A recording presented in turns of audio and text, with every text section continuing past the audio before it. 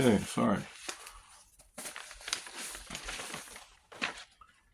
Continuation of the thought-provoking questions.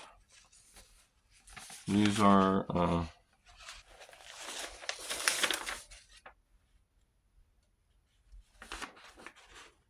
application lifestyle topics. Number 17. Sorry.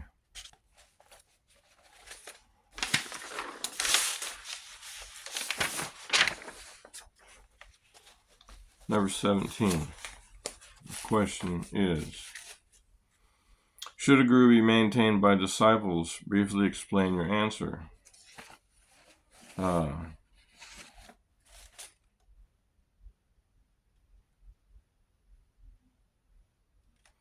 As a service to the mission of Chaitanya Mahaprabhu, a preacher who is full-time, like a sannyasi can be maintained because of his being in the fourth ashram, retired from family life.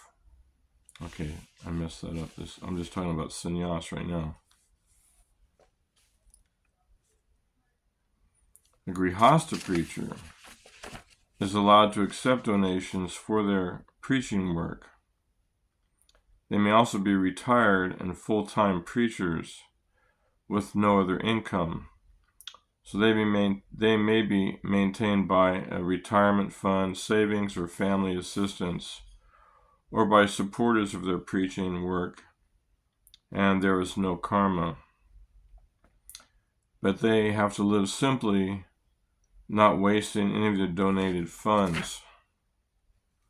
So that was the sannyas guru who has no other way of income can be maintained, and the grihastha preachers who are full-time, they can either be maintained by their own funds or others if they're living a renounced life and there's no karma for them, and there's no miskarma spent by giving them donations either, because they're absorbed in preaching work.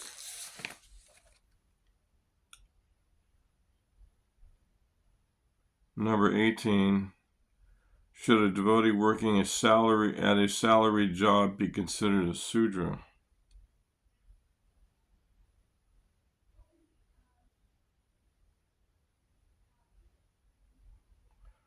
I missed that answer somehow. So, I'll just answer that one. Should a devotee working in a salaried job be considered a Sudra? Not necessarily. If the devotee is Brahminically natured, but has to accept some job, he shouldn't be classified by the job itself, but be classified by his actual nature.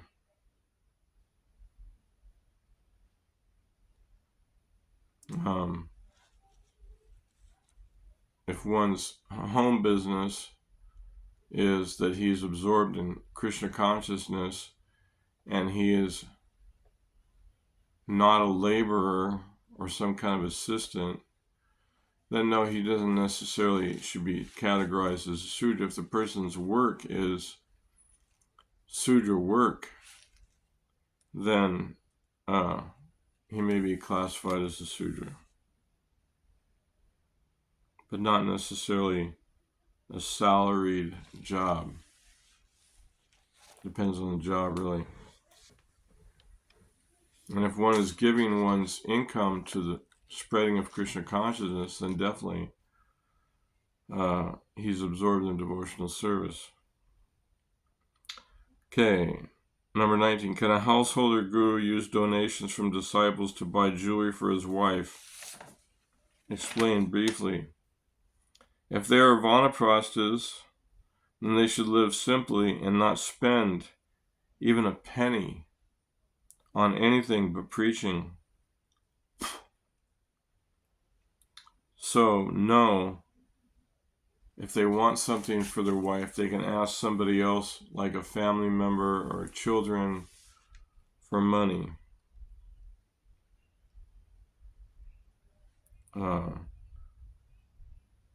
if you're a household guru, that should already be like a vanaprastha type person. So I would say you have to be careful not to misspend even one penny of people's donated money. Then you can cause yourself great misery and mislead people. So no. Number 20, Rupa Goswami advises against accepting many disciples. How do you understand this statement? The way I understand it, the way I've seen it here in ISKCON is that sometimes people accept a lot of disciples, but the disciples do not get proper training. Not to criticize those who are following Prabhupada's desire to have many disciples, but the disciples should be trained.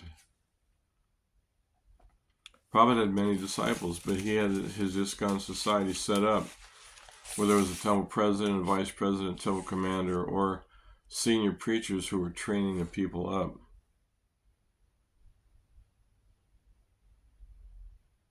So that's the way I see it.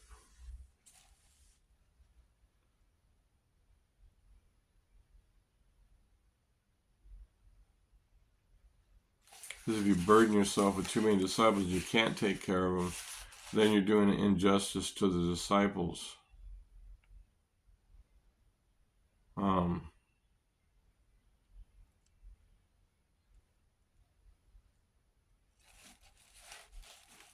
21. Is wearing devotional clothing a principle of devotional service? Well, that's kind of a funny question, because devotional clothing means can mean whatever clothes you're wearing to do your service in. So if you're a farmer and you're taking care of cows, you don't, maybe wearing, like denim clothing because they're more heavy duty than a dhoti. And if it's wintertime, you're not going to be wearing a dhoti anywhere. So depending on your devotional service, you have particular clothing that you can wear. In terms of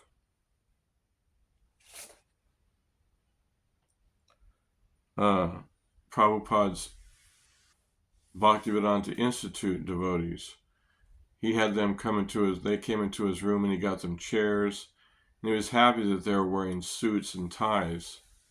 So their service was to preach to people in the educational and scientific community. So they wore clothes appropriate for that. So that was their devotional clothing. Then we're talking about services in the temple on the for deity worship and other services that are specific to the temple. So that we've been trained, as far as I know, that on the altar we shouldn't even wear buttoned clothing or stitched clothing. It should just be all pure cloth, and it has to be clean. And we're trained here, at least in Dallas, by Tamal Krishna Goswami, that we were, supposed to wear dhotis and saris on the altar. And during our morning program, here at least, we, the persons who are leading the program, for the most part, are always dressed in dhotis, kurtas, and saris. So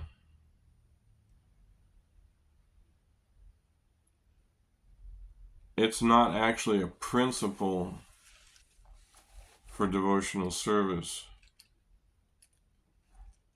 But Prabhupada did appreciate the way people looked when they had saris and dhotis on, saying that they looked like they came from Vaikuntha.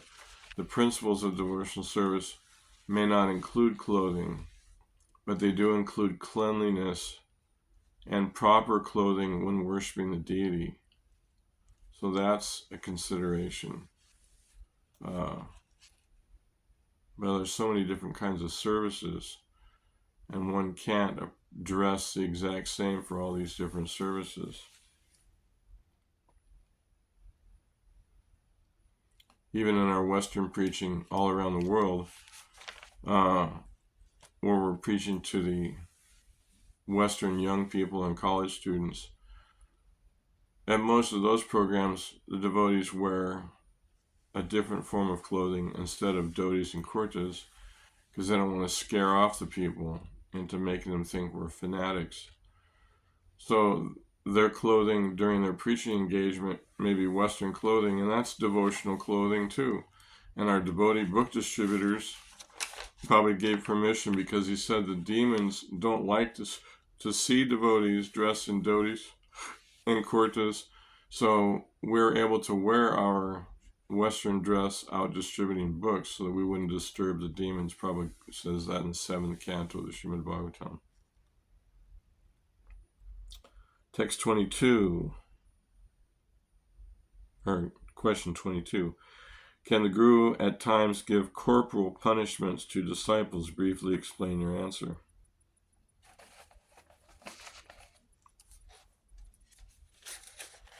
So what I wrote here.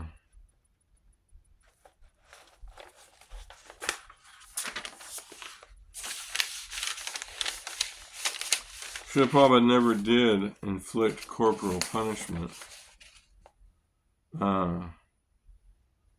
When he learned that some of the Gurukula students were punished, he condemned the actions and had them stopped. Devotional service is voluntary. So my answer is no, we shouldn't give out corporal punishment. Some zonal gurus back in the day meted out corporal punishments to others who they thought were impeding their service, and that was against the law. So they had to go to jail and serve time for that. But I would say the only time some corporal punishment would be necessary is if somebody is attacking a devotee and you're trying to protect that devotee, so you have to act with violence to protect that devotee. So Prabhupada, it depends. He was in Mexico with Shamasundar, and they were in Cuernavaca, and they were crossing the street, and this drunk person came walking right towards Prabhupada and didn't really realize what he was doing. And Prabhupada took his cane out and whacked the guy on the head and knocked him out on the ground. And other times during Pandal programs, people were trying to grab the young devotee ladies, and Prabhupada swung and hit the person with his kartals. So that was corporal punishment. But that was because some people were acting like total rascals, and there was no other choice. But as far as disciples, no corporal punishment. Okay, and the institutional aspects, questions. Number 1, what is the status of books not published by the BBT? It's a very interesting question.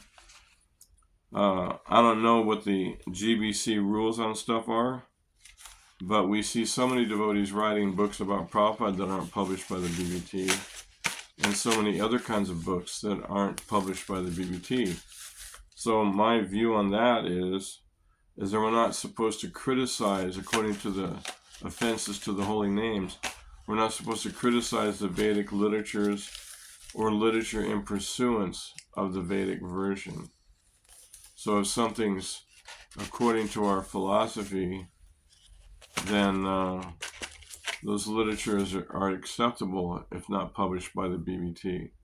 There's so many books that all the devotees collect that were published by Bhanu Maharaj, or published by Mahanidhi Swami, or published by, so many different people. So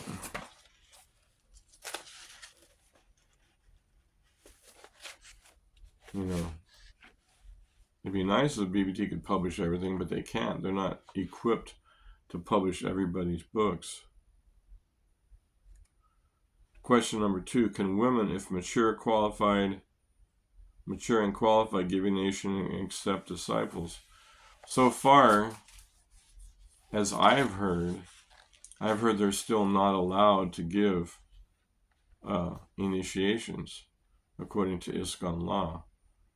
I don't know the current status of the latest discussions on that, but according to Prabhupada, he considered the ladies and men to be equals, and during his classes he asked everybody to become guru. And he said in the West, the boys are equal to the girls, and that they are preaching wonderfully Krishna consciousness, and that because he was an acharya, he was able to make the adjustment when he got to America to engage the men and the women both in preaching Krishna consciousness. So according to that logic, I think that if somebody is a mature, qualified person who knows the science of Krishna consciousness, then I think that that should be considered.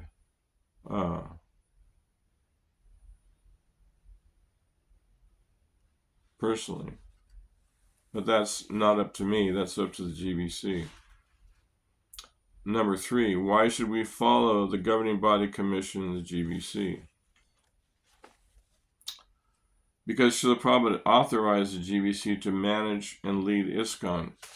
Prabhupada set up our society so they're the managing authority, the GBC. We can't have anarchy. We have to have organizational structure, and there has to be a management authority where the buck stops and who makes decisions. That's with every organization. Can't just have anarchy. You got to have somebody in charge to organize the preaching. Prabhupada said management follows the preaching. So hopefully that's the motivation behind management, is to organize our preaching efforts in Krishna consciousness.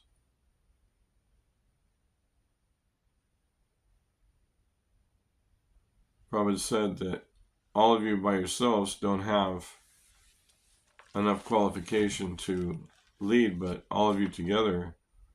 So he was trying to help them appreciate that, we need to have association to discuss and to make decisions on things and have different viewpoints.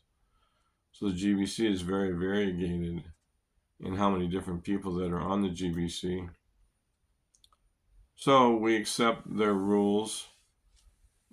If we're living in the temples especially, that applies to all the persons who are the temple goers. It doesn't necessarily apply to all the grihastas who are living their lives independent of ISKCON. Why should it include them? They're already independent. They're the ones giving the donations and supporting ISKCON.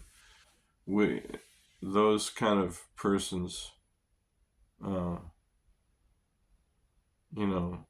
if they become initiated and become part of the institution officially should they be asked to become followers of the GBC. Otherwise, it's artificial for people to be part of an institution that they're not really part of yet. But we, the followers of ISKCON, and those trying to become preachers and gurus, have to follow the GBC. Question 4. What do we do if we don't agree with the GBC decision? Different options. It depends, to me, if it affects practical preaching efforts and is in line with Srila Prabhupada's principal teachings of the Gita, etc. In Texas, we have not had a GBC since Tamal Krishna Maharaj left over 20-something years ago. Now we have somebody who's a secretary, whatever that means, GBC. So we haven't even had a GBC here in Texas for so many years. So it's kind of an interesting question.